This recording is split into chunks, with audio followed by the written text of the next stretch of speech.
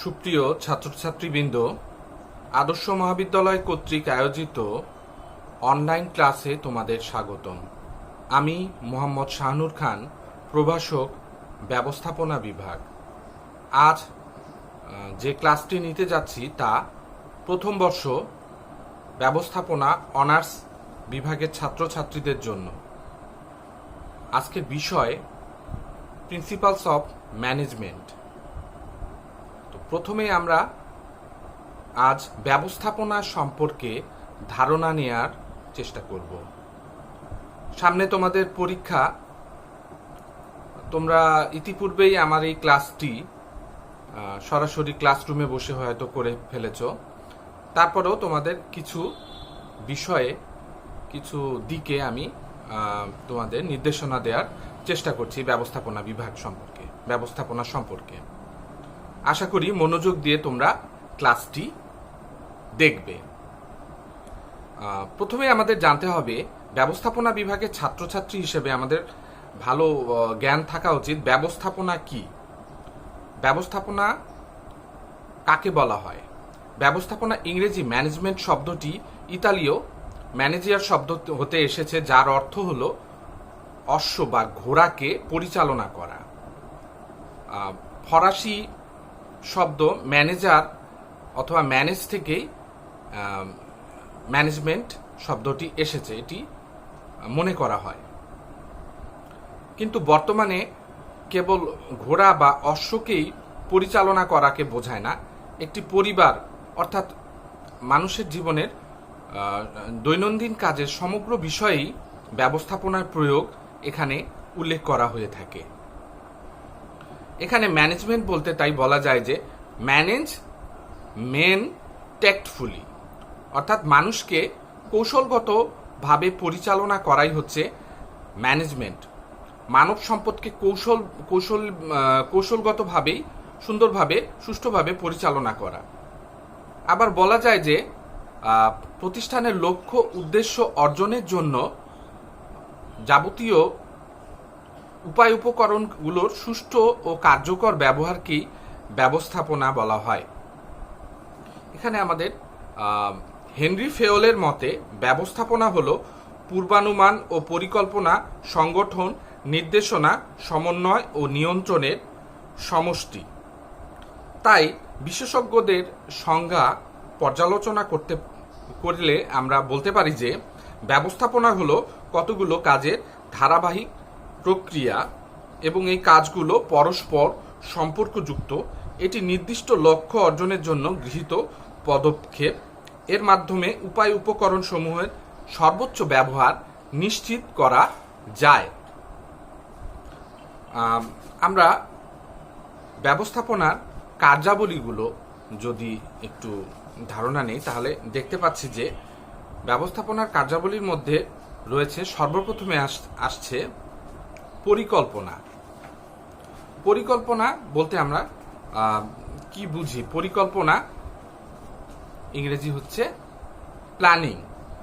পরিকল্পনা হচ্ছে ব্যবস্থাপনার কখন কোথায় কি করতে হবে পূর্ব নির্ধারিত কৌশল, অর্থাৎ পূর্ব নির্ধারিত নকশা।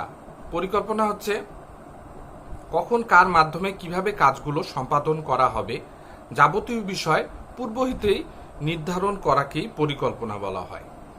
এরপরের কাজ রয়েছে সংগঠন। সংগঠন বলতে কি বোঝায়? পরিকল্পনা বাস্তবায়নের জন্য সকল মানবীয় ও অমানবীয় উপকরণ সমূহের সমন্বিতকরণ ও কর্মীদের মধ্যে দায় দায়িত্ব কর্তৃত্ব অর্পণকেই বলা হচ্ছে সংগঠন। এরপরের কাজের মধ্যে রয়েছে কর্মী সংস্থান।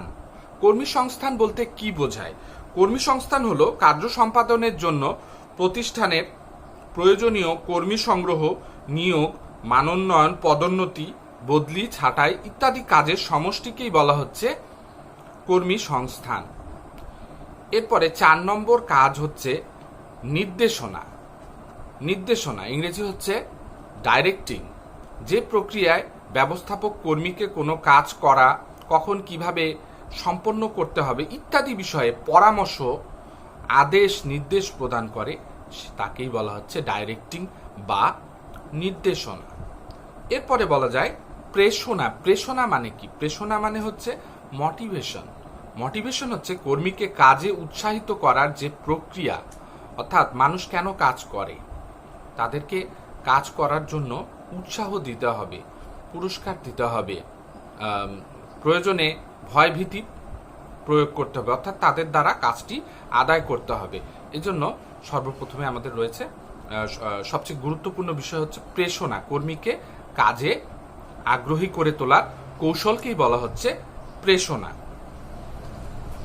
এরপরে রয়েছে সমন্বয় সাধন বা কোঅর্ডিনেটিং। সমন্বয় সাধন এমন একটি প্রক্রিয়া যার দ্বারা প্রতিষ্ঠানের কর্মী, কার্যাবলী, বিভাগ, উপবিভাগের মধ্যে যোগাযোগ স্থাপন করা হয়। এটা হচ্ছে প্রতিষ্ঠানের বিভিন্ন উপকরণের মধ্যে যোগাযোগ স্থাপন করা। এবং সবশেষে রয়েছে নিয়ন্ত্রণ।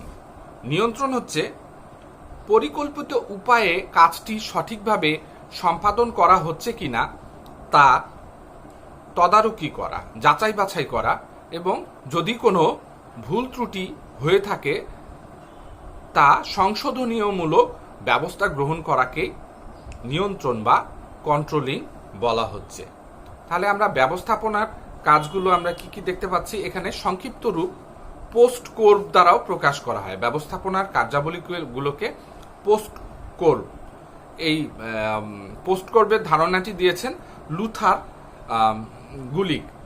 পোস্ট কোর্বের মধ্যে পিতে হয় প্ল্যানিং, ওতে অর্গানাইজিং, এসতে স্টাফিং, ডিতে ডাইরেক্টিং, সিওতে কোঅর্ডিনেটিং, আরতে রিপোর্টিং এবং বিতে বাজেটিং। এরপরে আমরা দেখব এই কাজগুলোকেই কিন্তু চক্রাকারে আবর্তিত হতে থাকে। আমরা খেয়াল করে দেখব ব্যবস্থাপনার কাজগুলো একটা কাজ আরেকটা কাজের সাথে সম্পৃক্ত এবং এই কাজগুলো ধারাবাহিকভাবে চক্রাকারে আবর্তিত হয়। তাই এই কাজগুলোকে একত্রিতভাবে বলা হয় ব্যবস্থাপনা চক্র বা ম্যানেজমেন্ট সার্কেল। তো এরপরে আমরা যে প্রশ্নটি দেখব তা হচ্ছে ব্যবস্থাপনার নীতিমালা বা ব্যবস্থাপনার আদর্শ, প্রিন্সিপালস অফ ম্যানেজমেন্ট। এখানে আমাদের নীতিমালা বলতে বোঝায় কাজের সুনির্দিষ্ট নিয়মই হলো নীতিমালা। এখানে ব্যবস্থাপনার সঠিক দিক নির্দেশনার লক্ষ্যে আধুনিক ব্যবস্থাপনার জনক, আমরা জানি আধুনিক ব্যবস্থাপনার জনক বলা হয় হেনরি ফেওলকে। হেনরি ফেওল 1916 সালে তার বইতে ব্যবস্থাপনার 14টি নীতির কথা বলেছেন। এগুলোকে বলা হয় ব্যবস্থাপনার নীতিমালা। তো প্রথমেই আছে কার্য বিভাজন বা শ্রম বিভাজন। এখানে প্রকৃতি অনুযায়ী ব্যবস্থাপনার কাজগুলোকে সুন্দরভাবে দক্ষতার সাথে সম্পন্ন করার লক্ষ্যে বিভিন্ন ইউনিটে ভাগ করা হয়, এটাকে বলা হচ্ছে কার্য বিভাজন। দ্বিতীয় পয়েন্ট হচ্ছে ক্ষমতা ও দায়িত্ব। প্রতিষ্ঠানের কাজগুলো সমতা আনয়নের লক্ষ্যে প্রতিষ্ঠানের কর্মকর্তা ও কর্মচারীদের মধ্যে ক্ষমতা ও দায়িত্ব ভাগ করে দেওয়াকে বলা হচ্ছে ক্ষমতা ও দায়িত্ব অর্পণ। নিয়মানুবর্তিতা। এখানে প্রতিষ্ঠানের কাজগুলোকে সুন্দরভাবে সম্পন্ন করতে গেলে ডিসিপ্লিনের প্রয়োজন আছে। যদি বিশৃঙ্খলভাবে কাজ সম্পাদন করা হয় তাহলে ব্যবস্থাপনার মূল লক্ষ্যে এখানে পৌঁছানো সম্ভব না। আদেশের ঐক্য। এরপরে 4 নম্বর পয়েন্ট হচ্ছে আদেশের ঐক্য। আদেশের ঐক্য বলতে বোঝাচ্ছে যে একজন তার নিম্ন পদস্থ কর্মচারীদেরকে বিভিন্ন রকম আদেশ দিলে সেটা সুন্দরভাবে সম্পন্ন করা সম্ভব হবে না। এই জন্য আদেশের মধ্যে মিল থাকতে হবে। এবং পরবর্তী পয়েন্ট হচ্ছে নির্দেশনার ঐক্য। আদেশ এবং নির্দেশের মধ্যে মিল থাকতে হবে। যদি মিল না থাকে, এক একজন যদি এক এক রকমের আদেশ নির্দেশ প্রদান করে তাহলে হয়তো সুন্দরভাবে কাজ সম্পন্ন করা সম্ভব হবে না। তারপরে 6 নম্বর পয়েন্ট হচ্ছে সাধারণ স্বার্থে ব্যক্তির স্বার্থ ত্যাগ। এখানে দেখা যাচ্ছে প্রতিষ্ঠানের ব্যক্তি বা কর্মচারী কর্মকর্তারা নিজেদের স্বার্থ ত্যাগ করে প্রতিষ্ঠানের স্বার্থকে বড় করে দেখবে। তারপরে রয়েছে পারিশ্রমিক। আমরা শ্রমিককে যদি স্বল্প পারিশ্রমিক দেই তাহলে তাদের জীবন ধারণ করা সম্ভব হবে না। তাই তাদের দ্বারা সুন্দরভাবে কাজ করিয়ে নেওয়ার জন্য আমাদের তাদেরকে সঠিক পারিশ্রমিক, ন্যায্য পারিশ্রমিক দিতে হবে। সাম্যতা, এর পরের পয়েন্ট হচ্ছে সাম্যতা বা ইকুইটি। সাম্যতা, প্রতিষ্ঠানের প্রত্যেক ব্যক্তির মধ্যে সাম্যতা অর্থাৎ ইকুইটি, সকলকে একই চোখে দেখতে হবে, তাহলে প্রতিষ্ঠানের কাজগুলো সুন্দরভাবে সম্পন্ন করা যাবে। এরপরের পয়েন্ট রয়েছে কেন্দ্রীকরণ। প্রতিষ্ঠানের নীতিমালা, উদ্দেশ্য নির্ধারণ, পরিকল্পনা প্রণয়ন ও নিয়ন্ত্রণ ক্ষমতা উচ্চতার কেন্দ্রীভূত হওয়া উচিত। অর্থাৎ প্রতিষ্ঠানের মূল যে সিদ্ধান্ত সেটা উচ্চ লেভেলে, উচ্চ স্তরের ব্যবস্থাপনায় কেন্দ্রীভূত করে রাখতে হবে। এরপরের পয়েন্ট আছে জোড়া মই শিকল। এখানে প্রতিষ্ঠানের শীর্ষ নির্বাহী হতে ক্রমান্বয়ে নিম্ন স্তরে ক্ষমতা, দায়িত্ব প্রবাহিত করাকেই বলা হচ্ছে জোড়াময় শিকল। তারপরে রয়েছে কাজের শৃঙ্খলা এবং পরবর্তীতে রয়েছে কাজের স্থায়িত্ব। অর্থাৎ যদি মানুষ স্বল্পমেয়াদী কাজে কাজ করে আগ্রহ পায় না, আগ্রহী হয় না, কারণ অনিশ্চয়তার কারণে দেখা যাচ্ছে শ্রমিক কর্মী তারা সুন্দরভাবে কাজে মনোযোগ দিতে পারে না। এজন্য কাজের স্থায়িত্বের উপরই ব্যবস্থাপনা সাফল্য নির্ভর করে। তারপরে উদ্যোগ, কর্মীদেরকে উদ্যোগী হতে হবে। যে প্রতিষ্ঠানের কর্মীরা যত বেশি উদ্যোগী, সেই প্রতিষ্ঠান তত সুন্দরভাবে পরিচালনা করা সম্ভব হয়। এবং 14 নম্বর পয়েন্ট রয়েছে একতাই বল। একতাই বল বলতে বোঝাচ্ছে এখানে সকলের সম্মিলিত প্রয়াসকে একতাই বল বলা হচ্ছে। যে প্রতিষ্ঠানে সকলে সম্মিলিতভাবে মিলেমিশে সুন্দরভাবে কাজ করে তাকে সেই প্রতিষ্ঠানের লক্ষ্য এবং উদ্দেশ্য অর্জন করা সুন্দরভাবে সম্পন্ন হয়।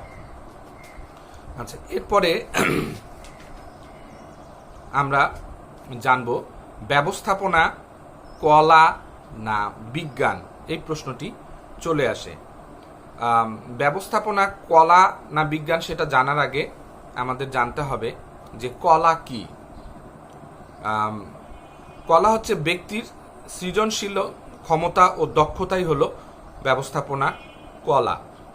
এবং বিজ্ঞানের বৈশিষ্ট্য বলতে বোঝাচ্ছে যে বিজ্ঞানের মূল বৈশিষ্ট্য হলো বৈজ্ঞানিক উপায়ে নিয়ন্ত্রিতভাবে, নিয়মতান্ত্রিকভাবে কৌশল প্রয়োগ করা।